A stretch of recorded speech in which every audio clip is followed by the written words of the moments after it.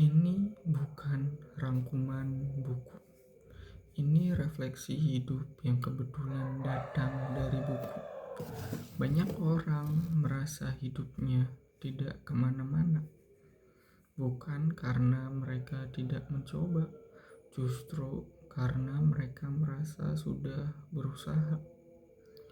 Mereka sudah berniat, sudah berjanji ke diri sendiri, sudah berkali-kali mulai mengulang, tapi hasilnya tetap sama. Pertanyaannya bukan kenapa kita malas, tapi kenapa usaha kita jarang benar-benar mengubah hidup. Jawaban buku ini tidak nyaman karena masalahnya bukan di niat kita, tapi di cara kita membangun hidup sehari-hari. Bagian 1. Ilusi usaha.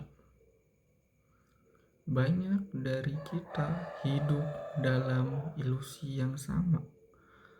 Asal sudah berusaha, perubahan akan datang. Kita memuji diri sendiri karena sudah berniat, merasa pantas kecewa karena sudah mencoba. Tapi hidup tidak digerakkan oleh niat. Hidup digerakkan oleh apa yang kita ulang setiap hari. Buku ini membuka satu kenyataan pahit. Kebanyakan usaha kita tidak pernah menjadi sistem. Kita mengandalkan momen emosional, padahal hidup berjalan di hari-hari biasa. Jangan naikkan emosi, tetap tenang. Bagian 2. Kenapa hasil tidak datang? James Clear menjelaskan bahwa kita terlalu terobsesi pada hasil. Kita ingin perubahan besar, cepat, dan terlihat. Masalahnya, perubahan nyata selalu bekerja secara diam-diam. Kebiasaan kecil tidak memberi kepuasan instan, tidak membuat kita merasa hebat hari ini. Dan karena ego, kita lapar karena hasil cepat.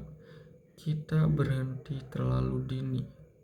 Bukan karena kebiasaan untuk tidak bekerja, tapi karena hasilnya belum cukup untuk memuaskan perasaan kita. Bagian 3. Identitas, bagian yang paling sering dihindari. Bagian paling penting dari buku ini bukan soal kebiasaan, tapi soal identitas. Setiap tindakan kecil adalah suara yang berkata, "Inilah siapa diriku." Masalahnya, banyak orang ingin hasil baru tanpa mau menjadi orang yang berbeda. Kita ingin hidup rapi, tapi masih merasa kita orang yang ceroboh. Kita ingin disiplin, tapi masih menganggap diri kita pemalas. Buku ini memaksa kita jujur. Selama identitasmu tidak berubah, kebiasaan baru hanya akan jadi tamu sementara. Bagian 4. Lingkungan lebih kuat dari kemauan. Ada satu kebohongan yang sering kita banggakan. Saya harus lebih kuat. Padahal buku ini berkata sebaliknya. Manusia bukan makhluk kuat, tapi makhluk reaktif. Lingkungan kita diam-diam menentukan siapa kita. Kalau distraksi selalu dekat, fokus akan kalah. Kalau godaan selalu tersedia, niat akan lelah. Bukan karena kita lemah, tapi karena kita hidup di sistem yang salah. Bagian 5. Refleksi paling jujur. Bagian paling menampar dari buku ini adalah satu kalimat sederhana. Kamu tidak naik ke level tujuanmu, kamu turun ke level sistemmu. Banyak orang marah pada hidup, padahal yang tidak pernah mereka bangun adalah sistem kecil sehari-hari. Kita ingin hidup berubah, tapi masih menjalani hari dengan pola lama. Buku ini tidak menjanjikan perubahan besar. Buku ini menuntut kejujuran kecil yang dilakukan berulang, bahkan saat tidak ada hasil.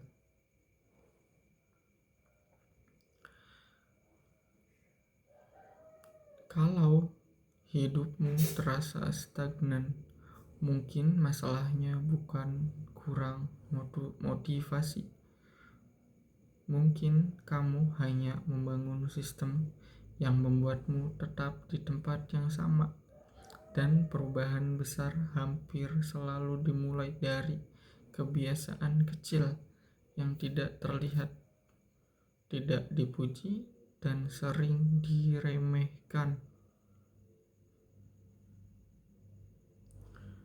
Besok kita lanjut dari buku yang sama.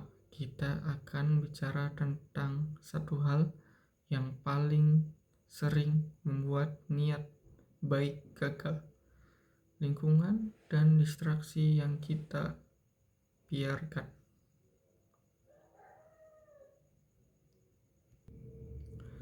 Bagian 6. Kenapa kita sebenarnya takut berubah? Ucapkan. Ada satu hal yang jarang kita akui saat bicara soal perubahan. Seringkali kita bukan gagal berubah karena tidak tahu caranya, tapi karena perubahan mengancam identitas lama kita. Kalau aku benar-benar disiplin, aku tidak bisa lagi menyalahkan keadaan.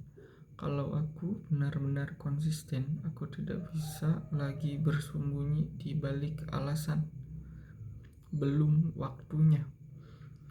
Buku ini membuat satu hal terasa jelas. Perubahan bukan soal menambah kebiasaan, tapi melepaskan cerita lama tentang diri sendiri. Dan itu tidak nyaman. Bagian 7. Kebiasaan buruk sebagai tempat persembunyian. Kebiasaan buruk sering kita anggap musuh, padahal kadang itu adalah tempat persembunyian. Scroll berlebihan, menunda, sibuk tanpa arah, semua itu bukan karena kita bodoh, tapi karena kebiasaan itu memberi rasa aman dari kemungkinan gagal saat mencoba serius.